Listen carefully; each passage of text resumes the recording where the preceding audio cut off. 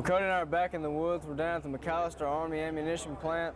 We're really excited about a traditional shoot that's down here today, and recurve and longbows isn't really Cody and I's forte, but we're excited about getting to come out. Hopefully we'll learn something, and hopefully you'll learn something too. That's right. We're here with Bill Starry and Johnny Papan.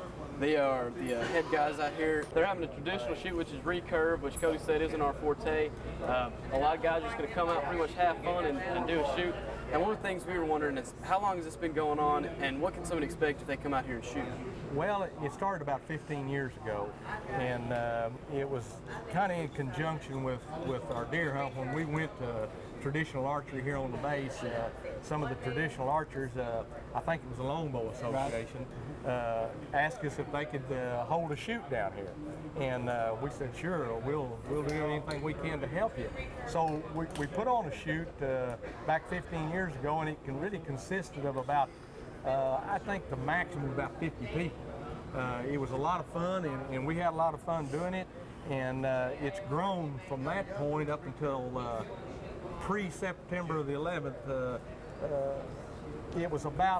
It reached the point of about 500 shooters, and it's family oriented. There'll be kids out here, wives out here. There's a woman's category, a youth category, little bitty kids. You bet. So it's just a family thing, and it's not about competition. It's about having fun. That's right. Well, all you bow hunters out there that do any recurve hunting, you know the MacAlester, this is the place to draw out at. I mean, there's some monsters out here. They got a lot of cool different things going on. Like he said, flint knapping, people making their own broadheads. There's even a group out here that shoots the broadheads that they've actually made. Yes, sir. But as you can tell, it's grown quite a bit over the years to more than just 50 shooters. There's quite a few people out shooting today. And matter of fact, we're finna hook up with the group and go see if we can follow them around and kind of watch them shoot today. Good deal. Well, we're here finally at the first shot. You know, we met up with Jacob. He's a kid out of Colgate who's going to be shooting the tournament today, and we just want to know a little bit about like stuff like how long you've been shooting and stuff. About 2 years. About 2 years you've been shooting? Well, that's more than I've been shooting recurve. I can't hit a barn. But hopefully you do better than that. I think you'll give us a run for our money. I don't know if we'll be actually shooting today, but we may get our hands on a couple bows. Maybe try a little bit, see what course has to offer. We're just gonna tour around, talk to some people, and see how you do. Maybe follow you around and get all the shots and stuff. Hey, you're at a Colgate, right? Have you ever heard of a place called Bow Safari down there? Oh, yeah. We've done some shows out there, done a lot of bow hunting. You ought to go down there and try that out. It's pretty fun. But it's good to meet up with you. We'll see you out here shooting eventually, and hopefully you'll do better than what we would, you know. I'm gonna show these guys up back here. A little bit further than what you shoot there. All right, Jacob's getting up here. Come on, Jacob. There you go. Stick him. You hit him. There, that's a good shot. It is, Jake. Good shot, son. Good shot, Jacob. I ain't pulling the one out of the leg or nothing. Yeah. Well, I kind of got a shoulder shot. That boy shoots better than I do. Anybody else in the kill zone? Yeah. Now, how exactly do they score? It's 5 points in the kill zone and 2 points in the body. I'll just sneak back here. Cool. Where did I get a 4 or a 5? We've moved back out onto the trail and just kind of moving through, you know, somewhat a steady, quick, somewhere in between there kind of pace, but we're just going up and finding different groups and pretty much just going out and looking at all the different targets. You know, if we walk through and decide that we want to try our hand at shooting, we've got some guys who've been trying to get us to shoot all day, wanting us to shoot their bows, and they got some arrows for us, but we may come back through and shoot I don't know it. about all that. I don't perform well when I get wet. It doesn't add up. But I know we're going to be talking to some of the flint nappers. We've been talking about them a little bit throughout the day. And those are the guys who actually make stone, like arrowheads, like Indian arrowheads. What's the first thing that comes to mind whenever I think about it. And they got a different couple ways they do it, but it's really interesting. So hopefully we can get into that whenever we get off the course exactly and talk to some of the vendors, see what they have to say. It's a pretty cool target. It's actually a buck that's laying down off under some trees, some cedar trees. And I like these traditionalists trying to get it natural, almost some of the hardest shots I've seen out here on this course. not only is it raining today, which is kind of weighing down the arrows, getting on the fletchings, and they're trying to make it as difficult as possible, but that's cool. I think me and Cody might try our hand at it later on today. We're here following around Zachary and his parents. I think he's been shooting for a couple of years. He made a shot on a caribou that was pretty impressive for someone of that age. So it's 5 points for Vital, 2 points for body hit. Yeah. All right.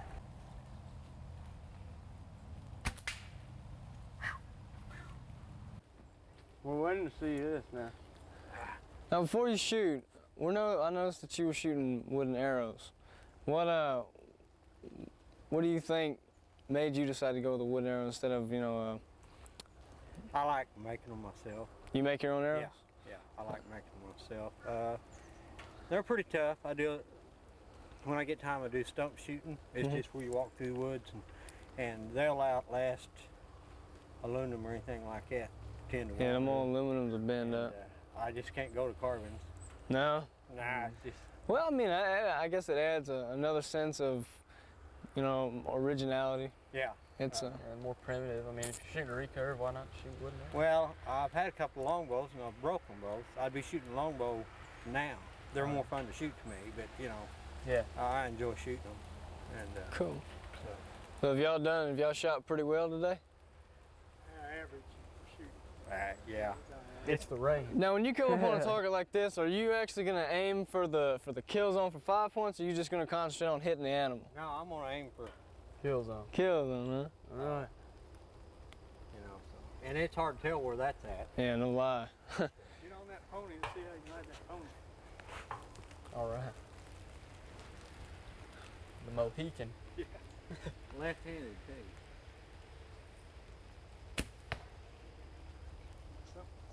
A little bit far back.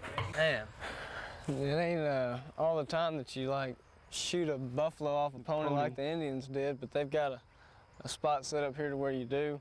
We watched 2 guys and they shot fairly well, but that's got to be a tough shot. Oh yeah, that has to be a tough shot. You hit the buffalo, you're a good shot in my book. And they have a lot of stuff out here, novelty shoots as they call, like they have a deer that's running and you shoot through a wheel or something to try to hit the target. Almost impossible, but we might check that out on a little later. But I think we're gonna head on to the next. Yeah, we got to cross right course.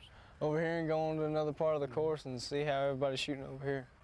What's one of the first things that you do when you come to a target? Is it judging distance or looking at obstacles or Try to find a spot. trying to find where you're gonna shoot? That 5 point one. How big is a 5 point spot on these targets? Well, it's the kill zone. Kill zone. So Yeah. about the size of football. Probably about the size of paper plate. Fair play. You that, Jeremy? No, I don't know who's that. Jeremy? They're Let's see how he does it.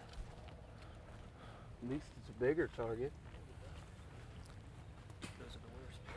Yeah. Deceiving. All Not right. bad. Good Good shot. shot.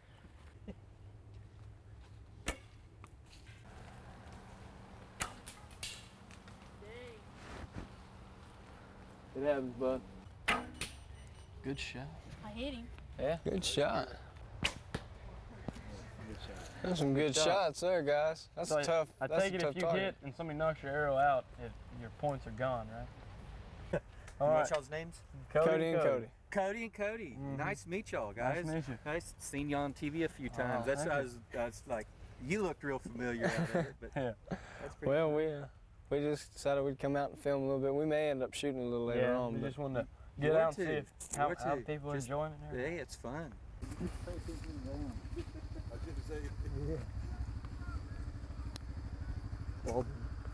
good shot. Good shot.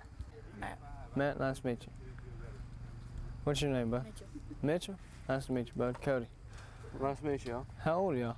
15. 11. Really? Y'all come out and shoot these tournaments quite often? You like shooting them? Yeah. Got some good looking bows there. Where y'all shooting? Shakespeare. Cool. And nature ones. Bad, I like that one. Cool. Yeah. Good deal. Guess y'all about to make Yeah, I it. guess y'all are up. Good shot. buddy. That's the way, right Good there. shot. In the eye. Uh-oh. That is pretty cool. Well, we're here at one of the final stations, which is like a coyote, and you have to shoot under a bridge in this creek bed and all through some stuff. It's pretty crazy, but we've seen some guys make some pretty decent shots. But I think we're gonna head over to where they have the vendors and stuff at, and the guys doing the flint napping that we've been talking about, making their own broadheads, and maybe have them talk about what kind of rocks to look for and how they actually got started in doing that. It's So pretty cool Let's stuff. head on over there and meet up with some of them guys. All right. Well, we just got back from the trail. We're here with Russell and Tim Davis, and we talked earlier about the flint napping, and these are the guys who do it. And they're going to show us just real quick on a few major steps they take and how they go from a chunk of rock to a real pretty broadhead. This is a piece of obsidian, volcano made. And what I'm going to do is I'm going to knock a big one big spall off the rock so they can make an arrowhead out of it. And the best thing to do, you got to find and we're going to hit right here. Come on. There it is. There we go. With this ball, we will make an arrowhead about this big, a little smaller. But we just ball off the big rock first. And to do that, you got to take the masses off, each mass. And with each mass comes another arrowhead that will be made, and that one will make one about that big. So we save them. Obsidian is the best, easiest rocks to work. It's a glassy, natural rock. It's the sharpest. Some of these flakes will be sharper than a surgeon's scalpel, the sharpest edge on earth. Oh yeah. And we take masses off. Now, are you limited to any stone you can use, or? Well, there are flints in church that need to be heat treated. I mean, you can work almost any rock. It just works easier if it's heat treated. And this is all done for you. The volcano's done it all. It's just a natural rock that is in. In the middle time, too. Now, how long will it usually take you to finish a point? It'll take right at about 30 to 45 minutes. If I want to get finer, it's according to the flakes I want to lay down, then it will take an hour or two. But we normally knock them down to this point. You can see the mass here and got a bad hinge. That's what they call a hinge. Well, it's cool to see how you go from a big piece of rock to your general shape of the broadhead, and then the details is really what takes the time. Exactly. But the one that you had back here was real pretty. It's a lot of fun. This one was made yesterday for a man that gave me a piece to work with yesterday. And out of this one piece, you can see that we'll be able to make up to 100 to 125 arrowheads. Man. That's cool. From one rock. And that's what they did. They conserved all of their rocks and Well, as everything. we're sitting here talking, I can hear people going by and playing your flutes every now and then. And you make those yourself too, don't you? Yes, I sure do. Well, let's go take a look at some of the flutes over there. All right.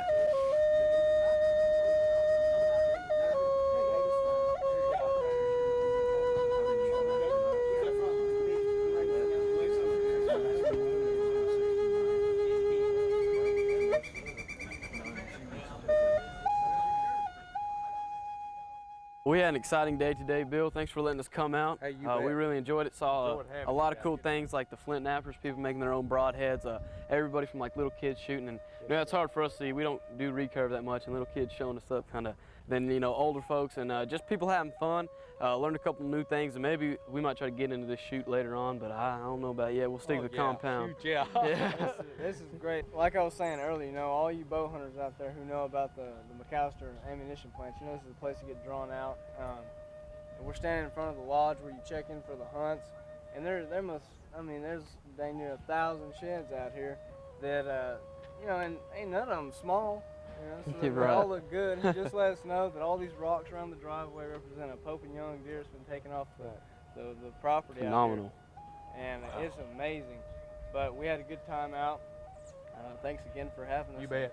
We'll look forward to coming out next year. Good deal. Hope you do. See if we can get into this recurve hunting and get drawn out for the hunt down here. Right. Good deal. Till next week, let's hit the water.